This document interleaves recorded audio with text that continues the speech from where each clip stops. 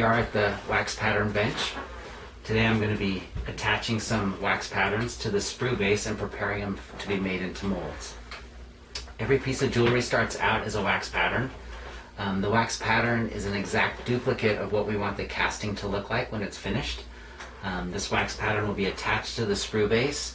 Then we take a cylinder and put it over the sprue base and pour in investment, which is like a plaster of Paris.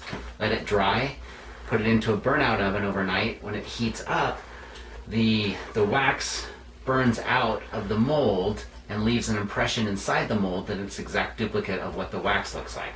So it's very important to have a very clean wax and have it very smooth in some places so that you don't have to do that much finishing to the casting once it's finished. Now there's two ways of making a wax pattern. One is using a rubber mold. This is great for production if you have to create a bunch of pieces. We inject the wax using our hot injection machine over here. The wax cools inside the rubber mold, and then we just pop it open like this, and voila, you have your wax pattern. The second way is using the CAD/CAM system. You create a CAD file. I send my CAD files out to a service bureau. The service bureau has a rapid prototyping machine, and what we get back from the service bureau are these blue waxes. So we take these service bureau waxes. This is going to be an engagement ring with looks like a princess cut diamond in the center, and we add a sprue base. Now the sprue is very important.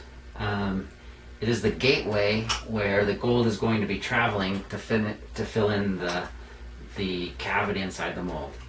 So we use this hot pen. We just melt it to the end of the bottom of the shank here. Let it cool a little bit.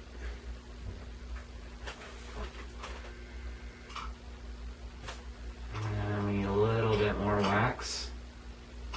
We got a little bit too hot too.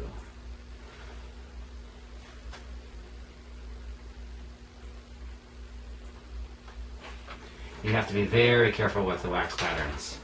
They're very fragile, and it's very simple to break them.